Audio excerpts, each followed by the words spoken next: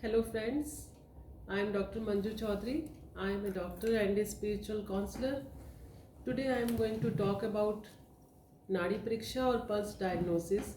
It's also known as pulse examination. जिस तरह modern science या एलोपैथी में बीमारियों का पता लगाने के लिए बहुत सारे टेस्ट किए जाते हैं, बहुत सारे डायग्नोस्टिक प्रोसीजर किए जाते हैं, उसी तरह आयुर्वेदा में भी बीमारियों का पता लगाने के लिए बहुत सारे तरीके हैं। उनमें नाड़ी परीक्षा या पल्स एग्जामिनेशन एक मेन मेथड है। नाड़ी परीक्षा और pulse examination is an ancient Ayurvedic technique to diagnose disease or to assess physical, mental or emotional imbalances in body, mind and subconsciousness through pulse. Ayurveda के अनुसार हमारा शरीर जो है वो 3 फोर्सेस या 3 एनर्जीज से मिलकर बना है, वात, पित्त एंड कफ। इन्हें त्रिदोषा भी कहा जाता है। ये अगर दोष हमारे शरीर में समावस्था में होते हैं या बैलेंस्ड होते हैं तो हमारा शरीर स्वस्थ रहता है, और अगर ये दोष आउट ऑफ बैलेंस हो जाते हैं तो हमारे शरीर में माइंड बॉडी कनेक्शन सफ़र होता है और डिजीज़ प्रोसेस शुरू हो जाती है और बीमारियों की उत्पत्ति होती है।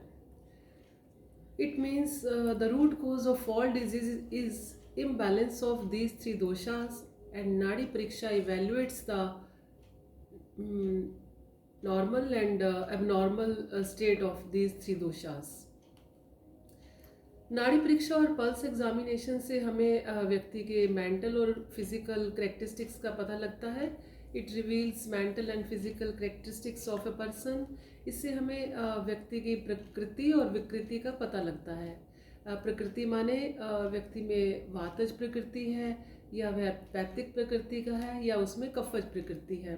विकृति माने डिजीज़ कि व्यक्ति में कौन से दोष की अधिकता है और वह किस बीमारी से ग्रसित है।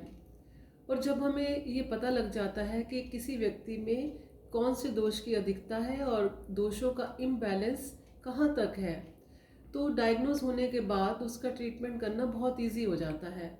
जब नाड़ी परीक्षा से ये सब बातें पता लग जाती हैं तो हम डाइट मॉडिफिकेशन करके, लाइफस्टाइल मॉडिफाई करके, एक्सरसाइज प्रोग्राम करके और राज योगा मेडिटेशन से बड़े हुए दोषों को कम कर सकते हैं और अपने बीमारियों को ख़त्म कर सकते हैं और दोषों को बैलेंस्ड करके अपनी हेल्थ को मेंटेन कर सकते हैं।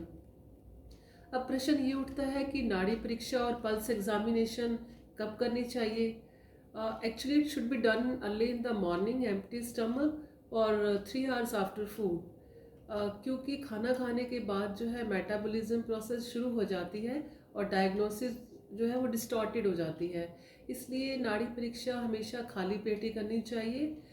और नाड़ी परीक्षा के समय जो पर्सन है, जो क्लाइंट है, he should be sitting in a comfortable position. If the patient और client is having fear, anxiety और टेंशन और nervousness, he should be consult first. उसे उसके शांत करना चाहिए, फिजिशियन को उसे समझाना चाहिए, उसकी काउंसलिंग करनी चाहिए, उसे सारे प्रोसीजर के बारे में बताना चाहिए। और इसके साथ साथ जो फिजिशियन है उसका भी माइंड स्टेबल होनी चाहिए और उसके माइंड में कंसंट्रेशन पूरी होनी चाहिए।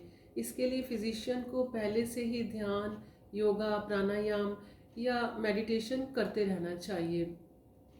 मेडिटेशन करते हुए जो रेडियल पल्स पर प्रेशर है वो बहुत ज़्यादा हार्ड नहीं होना चाहिए, नॉर्मल होना चाहिए।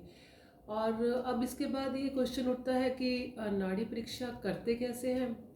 नाड़ी परीक्षा is used for making diagnosis and the radial pulse is best for diagnosis. नाड़ी परीक्षा के लिए 3 उंगलियों का यूज़ किया जाता है, index finger, middle finger and ring finger. इन तीनों फिंगर्स को क्लाइंट की रिस्ट में रेडियल आर्टरी के ऊपर रखकर पल्स को ऑब्जर्व किया जाता है। नाड़ी परीक्षा में रेडियल पल्स को जो उसकी रेट है, उसकी मूवमेंट है, उसकी रिदम है और हार्डनिंग ऑफ द आर्टरी है, इन सब बातों को ऑब्जर्व किया जाता है। इन सब बातों को ऑब्जर्व करके हमें बहुत सारी बातों का ज्ञान होता है, पेशेंट के बारे में पता लगता है, उसकी फिज़िकल और मेंटल स्टेटस का पता लगता है। जैसे कि अगर कोई व्यक्ति को फीवर है, तो बुखार है, तो उसकी पल्स जो है वो बहुत फास्ट होती है और छूने पर भी वो हल्की गर्म महसूस होती है। इसी तरह नॉर्मल जो पल्स है वो 72 बीट्स पर मिनट होती है, पर अगर किसी व्यक्ति में वात दोष की अधिकता है तो वो 70 टू 90 100 बीट्स पर मिनट भी हो सकती है।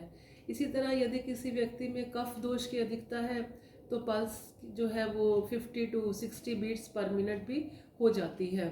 तो इस तरह से हम पल्स को ऑब्जर्व करके बहुत सारी बातों का, दोषों का पता लग सकता है, दोषों के इम्बैलेंस का पता लग सकता है। पल्स की मूवमेंट से भी हमें काफ़ी कुछ पता लगता है। जैसे अगर पल्स सांप की गति की तरह चल रही है, मीन्स जिगजैग इन नेचर है, तो व्यक्ति में वात दोष की अधिकता है। अगर पल्स मेंढक की तरह चल रही है, जंपिंग इन नेचर है, तो व्यक्ति में पित्त दोष की अधिकता है। इसी तरह यदि बहुत स्लो है, स्पीड भी स्लो है और वॉल्यूम भी स्लो है, स्वैन की तरह चल रही है, तो व्यक्ति में कफ दोष की अधिकता है।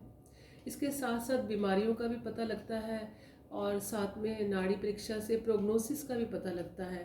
अगर नाड़ी जो है वो बहुत स्लो है, इट्स टू स्लो और टू फास्ट, बहुत ज़्यादा फास्ट है या बहुत ही वीक है, फीबल है, it indicates bad prognosis, the patient is going to die within a day और टू।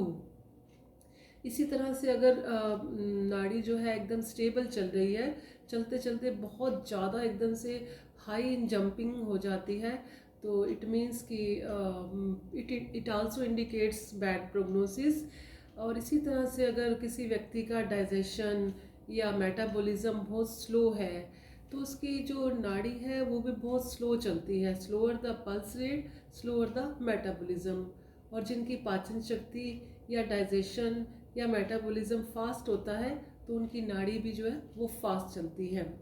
इस तरह से हमें पल्स एग्जामिनेशन और नाड़ी परीक्षा से बहुत सारी बीमारियों का, बहुत सारे दोषों का, इम्बैलेंसेस का, कौन सा दोष बढ़ा हुआ है, ये सब पता लग जाता है। पर इसके लिए बहुत प्रैक्टिस और बहुत ज़्यादा अनुभव की ज़रूरत होती है। पल्स एग्जामिनेशन और नाड़ी परीक्षा is one of the component of dosha's evaluation. It evaluates the normal and abnormal state of the doshas. So the Nadi Pariksha is based on three doshas सिद्धांत। अगर हमारे शरीर में कोई भी बीमारी है, कोई भी प्रॉब्लम है, तो इन्हीं दोषा में कोई ना कोई चेंज आता है, वात, पित्त या कफ। इनमें अगर कोई भी चेंज आता है तो वह चेंज हमें नाड़ी परीक्षा से पता लग जाता है। सो नाड़ी परीक्षा और pulse examination is a very unique और special skill which needs a lot of knowledge, lot of experience and lot of practice. Thank you.